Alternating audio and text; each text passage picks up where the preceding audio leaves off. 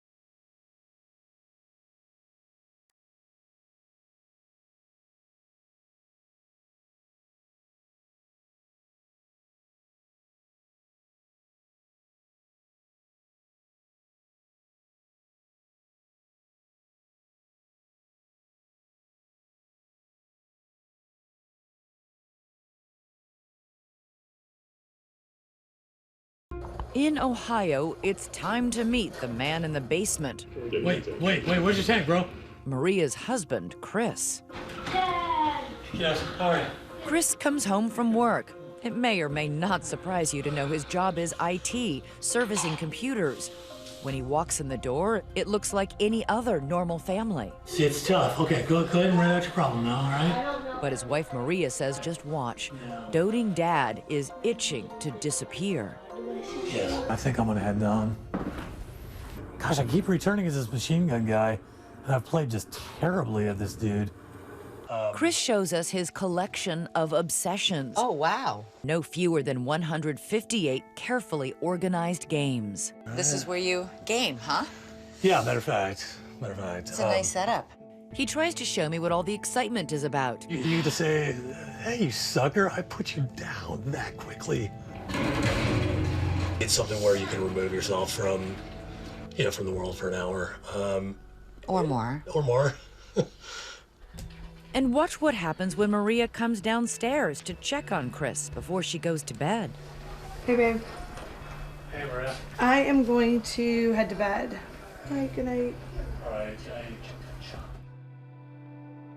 Do you think you're addicted to these games?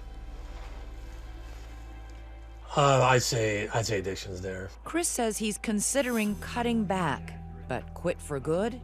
Never. I can't stop forever. That just seems like a... Even though you know that it hurts your wife and your children? And yeah, every next thing I say sounds more and more like the scared addict. In California, Brooke's parents say her phone and social media fixation opened a portal into a dark place. Her risky behavior escalated when she was just 11 and 12 years old. Just hanging out with the wrong crowd, drugs, sex, in middle school. With that phone always in her hand, her parents wondered whether any place was safe. Okay, she's home, she's safe, but it was a complete false sense of security because she's up there in her room, with her phone on the internet. And as her parents later discover, sexting with strange men. I was up all night sending pictures. Of yourself? Mm-hmm. To strangers? Yeah. When I did it and I got those compliments, I got that attention, and it just made me feel really good. It's unnerving to listen to you tell me about how you fell into this world of secret sexting. Mm-hmm. Upstairs, Yeah, you weren't safe. not at all, no. It's not just the phone and the internet. Brooke has ADD and attachment issues. When you take a phone and social media and you put it in the hands of a teenager, and then throw in some mental illness, she just becomes very vulnerable. But her parents don't realize just how vulnerable until they get a knock on the door. We were blown out of the water when the police showed up at our house. Oh my gosh. Officers revealed what their little girl had been doing online. The men, the nude photos, all of it. People watching this are going to say, where were you? Yeah, It was shocking. it was. I guess I thought of her just as a regular, everyday little girl growing up. Word spread on social media about Brooke's mistakes. Bullied and shamed, she tried to numb the pain with drugs and alcohol. I think you used the word broken. Yeah. Do you have any idea how you got that way? I think I just got to a point where I kept getting hurt. I kept doing things that I knew didn't make me happy. And then an act of desperation. Brooke wrote a note on her phone, and somehow, by the grace of God, her parents say, it accidentally popped up on their shared iCloud account. I said, what's that? So I opened it up, and it was a suicide note. A suicide note?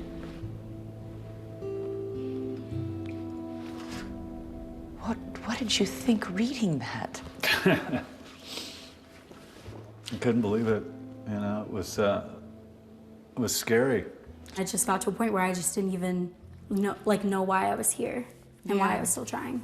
You mean why you were here on Earth? Yeah, it just didn't make sense to me anymore. Yeah. They had Brooke committed to a hospital that night. That was it. That's when we knew That was it.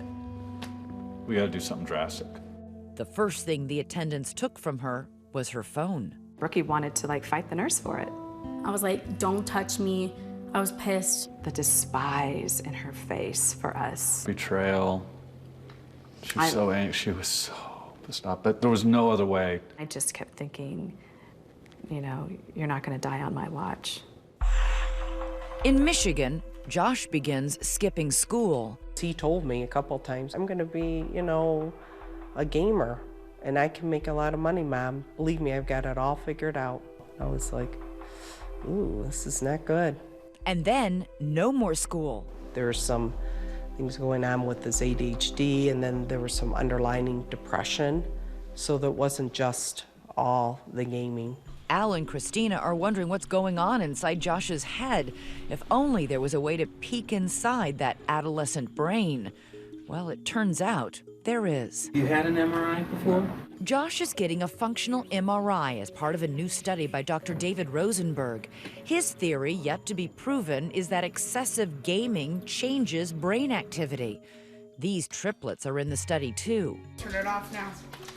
Stop, Mom. You're still playing. I said I'm gonna watch. Instead, I'm gonna go play outside with Josh.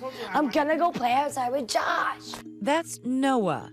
You can see why his mom says gaming has more of a hold on him than on his brother and sister. These are the triplets' brain scans. 2 are typical, but Noah's is not.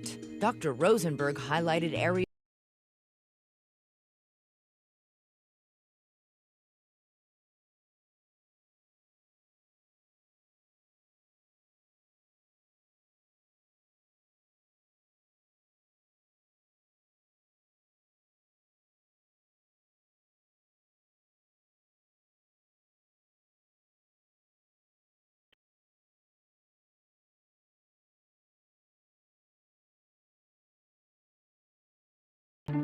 Early morning in Michigan, a scene right out of Josh's video game. A couple of guys come to the house and gently but firmly hustle him away into the darkness. He knew it was coming. It's just kind of stupid. I just play video games and I have to go to a rehab for it. But when the day came, he wasn't ready. Josh is really getting emotional. He goes, I don't want to go. I'm scared. I want to see my mom.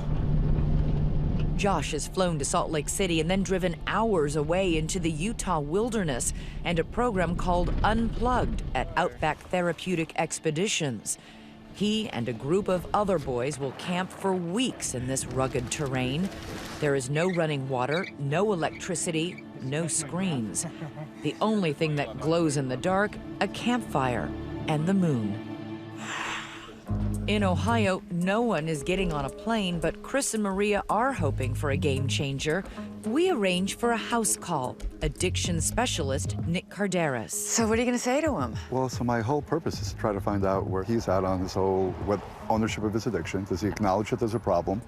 Inside, before Chris decides if he's ready to unplug from his gaming habit, an emotional hug from his oldest children, a reminder of how much they need him. What is that? Huh? That's not. Struggling through this. And then a big test. He wants Chris to get the video games out of the house.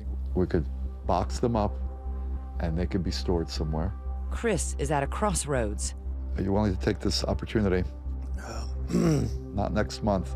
Yeah, I'll step up. I'll try it. Then it's time to pack up Chris's obsession. All right, here we go. Okay. It's slightly painful. Those buckets for children's toys come in handy. I want to go back to when we knew each other better. Yeah, I agree. That's really nice. We don't hug. We don't hug and kiss. What's wrong with all these so-called cyber junkies? Is their extreme behavior a disorder or just a symptom of something else? That is a subject of heated debate among scientists.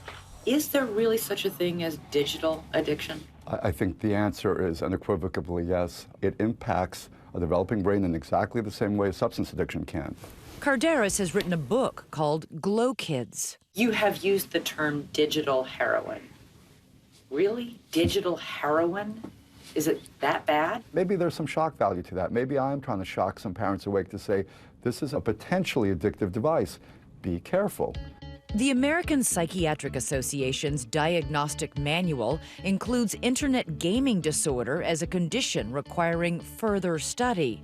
And Dr. David Rosenberg is doing just that. Internet addiction clearly exists, but there's always an underlying cause or causes.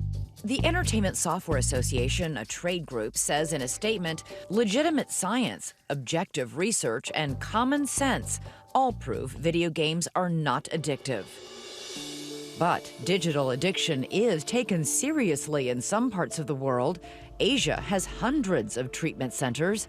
The World Health Organization is poised to officially classify gaming disorder in its disease manual. Are we late to the party on this? Yes, I think we are late to the party in this. China has had internet addiction disorder as a diagnosable disorder for a few years now. We're not going to be able to help people change their behavior through shame and willpower.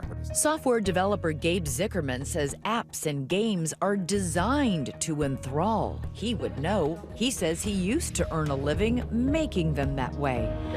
My work in gamification in particular has been used to make just about everything that people use today more addictive and engaging. How do they do that exactly? Every time you challenge yourself to something and then you achieve that thing, your brain secretes a little bit of dopamine. Zickerman says he and developers like him designed games and apps to purposely activate those jolts of dopamine. But he's had a change of heart and career. He's created an app that helps users break the cycle of compulsion. And I'm using the exact techniques that I've used for the last decade to make things more addicting, to help people counteract the addictions they face. It all sounds so devious. I kind of picture them like twirling their mustaches as we're kind of like talking about this. Psychology professors Chris Ferguson and Patrick Markey study video gaming, and they say it's getting a bad rap. Are all these families just making this up? No, we're not accusing them of lying. So then if they're not addicted to their video games, you're telling me that this is a moral panic. The question, though, is it the video games themselves that's causing the problem, or is there something underlying? That's what we can't speak to. We don't know what was going on in these families. I don't think parents, though, realize that those games have been manipulated. Well, I mean, I think manipulated, all we're talking about is they're trying to make them more fun, essentially. Soaring through thin air, these majestic Utah mountains offer a breathtaking vista. But down in the desert dirt, 14-year-old Josh is still trying to catch his breath. I would think that initially in the first few days, it's just about learning life skills. McKay Devereaux is executive director of Outback Therapeutic Expeditions. It's actually the first several weeks in which they're learning to take care of themselves. Josh is enrolled in a treatment program called Unplugged. The organization waived his fee, which can run tens of thousands of dollars, hoping to raise awareness of the problem. If the boys want to survive, they will have to change their lives. What does that have to do with gaming? Or anxiety or depression? Being able to kind of reset everything neurologically and mentally by taking them away from all the distractions of their typical life. After Josh has been in the wilderness for more than 7 weeks, we go for a visit. I'm Elizabeth. It's very nice to meet you. All right, so show me around your camp. Josh shows me how he and the other boys live, carrying their few belongings in a homemade backpack, building shelter, preparing meals. Nothing gourmet. Out here, peanut butter is a delicacy. Josh wanted to show off his new fire-making skills. Where do you do it, right here? Yeah. Oh my God. With disappointing results. Oh, I smell something. I got a lot of brown punk. A lot of brown? Yeah. That was pretty close. Well, we'll practice again later, okay? How's that going to help you in life, do you think? Is it an example as like my anxiety? Like at first it was super hard for me to hike. Learning to overcome physical challenges here is a lesson Josh can take with him and apply to life challenges back home. So you're learning to push yourself? Yeah. My issues is like that I had gaming addiction. So I had anxiety and depression. And basically I just like use it as like escaping from it. Are you worried at all about going home and falling back into your old habits? Yeah, like I've had dreams at night where I'm just like playing video games and then it's just kind of like scary when I wake up. There's another milestone for Josh here on the mountain. He's turning 15, a birthday to remember. Unlike Josh, Chris is facing his gaming problem right at home in Ohio, but there are still mountains to climb. I don't make it down here much. It's just kind of a place for the kids to play right now. Visiting his former gaming closet triggers intense emotions. Yeah, I freaked out about it. I remember kicking my couch. Watch Chris's reaction to those empty shelves. The games were here, and surprise, the games were gone. I was just tight in the chest, and it's a little tough to think about even now. I mean, it's making me feel some feels right now. He documents his struggle to stay out of the game day by day. I'm day 2 of this 90-day detox. Boredom, monotony, agitation. Week by week. It is amazing. This probably is the first week game-free in years and years. Marie assumed without games, Chris would spend more time with her and the kids. But at least for now, his intensive therapy is taking up 4 hours nearly every day. I was kind of hoping that he would at least attempt to, when he's with us, be with us, but I wonder if right now it's just a little too much for him with the anxiety level. And although the games are locked away in a storage facility, he admits they still seem to have a hold on him. It's gray and cold and rainy, and wouldn't it be nice just to head downstairs and just play some freaking video games? It's been nearly 20 months since Brooke first arrived at her treatment facility. We want to start off with some pretty tight limits and structure around your phone use. Periodically, Brooke is allowed to go home for visits. The trips are a test. Brooke's phone, normally locked away, is handed over. This is the first time she's had it since she got to go home last time. Brooke, how long has it been? I'd say probably a month and a half. How does it feel to have it back? It's really exciting because I don't know, I miss like talking to my friends, and so it's like exciting that I get to do that again. Brooke's mom, Stephanie, is going to the airport to meet her. I'm always hopeful. I'm hopeful every time that she comes home, but I'm also realistic, and I know that it's a real struggle for her. Okay, so Brooke looks like she has landed. Oh, I didn't even, I thought she was part of the flight crew.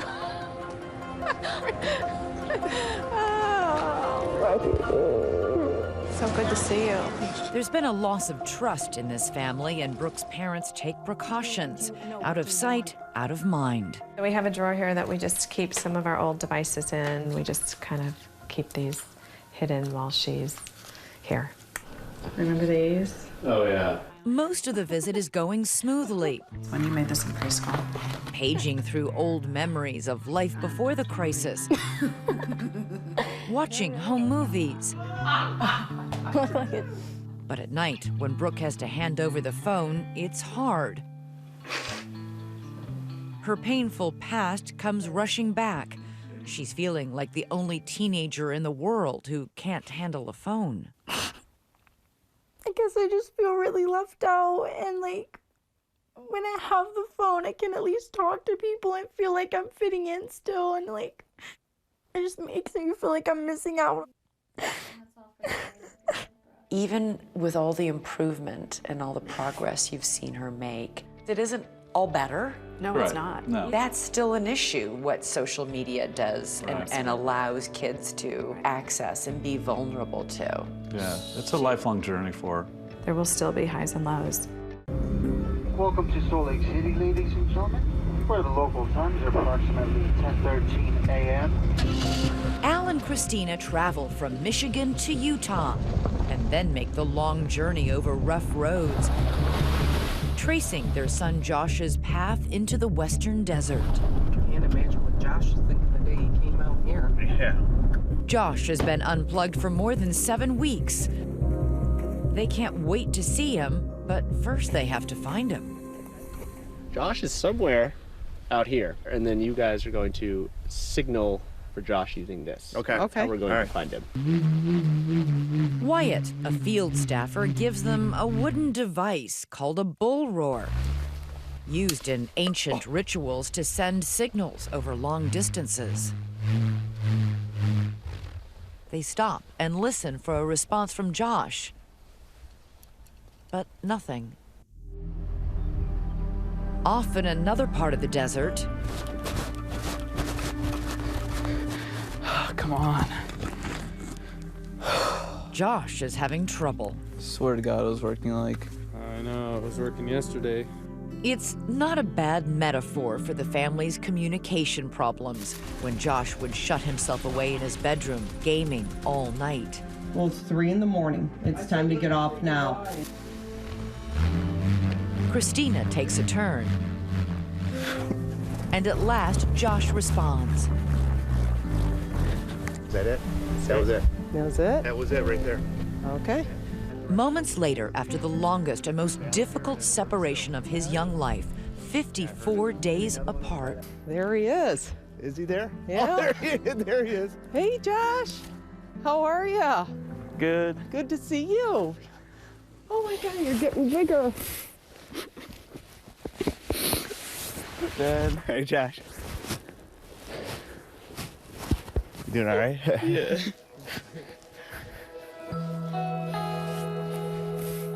Oh, look at this. So this is your camp right here. As he did during my visit, Josh tries to show his mom and dad how he can make fire without a match. This time, the glowing ember in his hands comes to life. Here we go. Oh, yes. Finish my hair. Oh, man. That was awesome. Remember the boy who could barely bring himself to put a few words together? This is a different Josh. Like at home, I didn't really notice that video games were like destroying me mentally and how it's like just as bad as substances, like mentally. I just didn't notice that. I didn't like care at all. I just wanted to live, like play video games, and that was it. That's all I really cared about. I mean, I literally skipped school for a month just to play video games. Okay. You know me. Josh paints his parents' faces, a figure in red for his mom, standing between light and darkness. Even though like you were dealing with my gaming addiction, you could always like seek the light. You were always trying to find help for me. Oh, that's cool. Is it? Yeah, that's really cool. Al is moved by his son's recognition of their struggle to free him from his gaming obsession. You okay, Dad? Should we cut the camera? It's okay. When you're ready, Josh. For his dad, two figures representing before and after. Well, you've changed a lot. I can see that you're trying to change. And Okay. Thank you. All right. Love you. And then it's time for goodbyes, a dusty hug. Yeah. There we go. And Al and Christina are heading back to Michigan. See you guys in a couple weeks. Josh will remain behind for now. He has more work to do in the desert. In Ohio, it's time for a change in latitude. Chris and Maria are taking the kids for an adventure. Where are we going? Puerto Rico. Where are we going, Zizi? We're going to Puerto Rico. They visit Puerto Rico every spring, but this year seems different. Going to the pool, going to the beach with my kids, and my family, and it's good. It's good to get away. It'd be easy if I could be on vacation all the time. Weeks later, we drop in on Chris and Maria on a Sunday morning. With 53 game-free days behind him, Chris is out of the basement and killing it in the kitchen. One morning, several days earlier, Maria recorded another video diary. It's her birthday. I really don't have big expectations for my birthday. But imagine the surprise when I came downstairs to this. He got me a gift and beautiful flowers and a really nice card. I'm really feeling a lot of hope and excitement and just some happiness. Your time at Outback has come to an end, but the journey continues. After 10 weeks unplugged in the wilderness, it's time for Josh to go home. I guess I get to sleep in a warm bed instead of on the ground in a sleeping bag. Al and Christina are getting ready, patching and painting Josh's room, removing that custom-built gaming computer. Ladies and gentlemen, it's our pleasure to welcome you to Detroit. Oh boy, There he is. He's here. All right. Welcome home. Here, let me give you a real hug. Oh, you still smell like sage. Home again, Josh has lost weight. He feels taller, and with a new haircut, he's a different boy. Now you gotta go back to reality. Yeah. Those aren't the only changes. A couple days later, Josh has a follow-up brain scan. Dr. David Rosenberg shows us the results. What you can see here is, yeah, this is an oh wow effect. Same boy. Same boy. Before treatment, after treatment. What is that telling you? He was completely shut down. When we talked with him here, he was exuberant, a different child. In California, Brooke and her family work together on a sign of renewal, a fresh coat of paint. I want to start over and make my room more positive. I think if I can take my story and make other people like think about things before they do it, help them to make a better life, I think that's really important to me. And then it's time for Brooke to return to rehab. She's done well on this trial visit, but there's more to treating those underlying issues than simply taking her phone away. Yeah, this is the worst day of the whole trip. Every time. Sad that she's leaving, but super happy that, she'll be back soon. It may be a sign of her recovery that saying goodbye to her mom is harder than ever.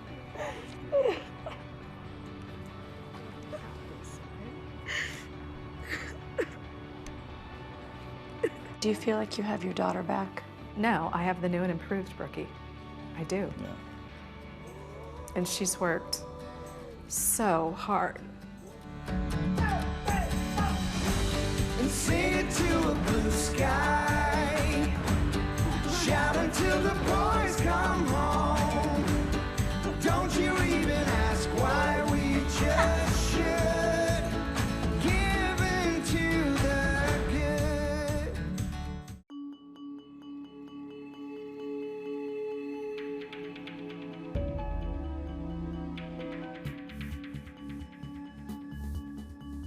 What were you using it for? It was FaceTime, Snapchat, Instagram, music, Twitter, Tumblr, Vine, Kik. The second a text went off, a second, someone Snapchats me or FaceTimes me, like, I always answered and I always waited and waited and waited for someone to reply.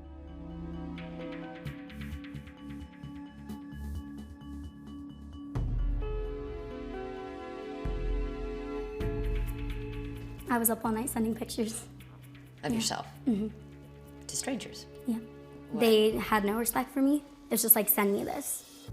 Like, do it now. She's up there in her room, with her phone on the internet, engaged in some, who knows how many relationships.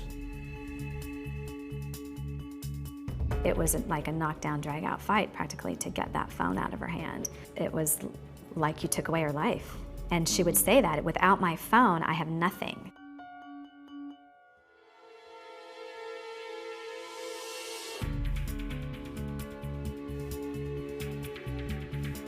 I said, "What's that?" So I opened it up, and it was a suicide note. A suicide note? What did you think reading that? I couldn't believe it. It was scary. Jim called me panicked. I just got to a point where I just didn't even know why I was here and why I was still trying.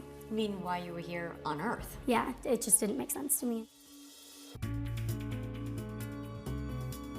I'm able to handle my emotions a lot better, and I feel a lot happier, feel a lot more grateful.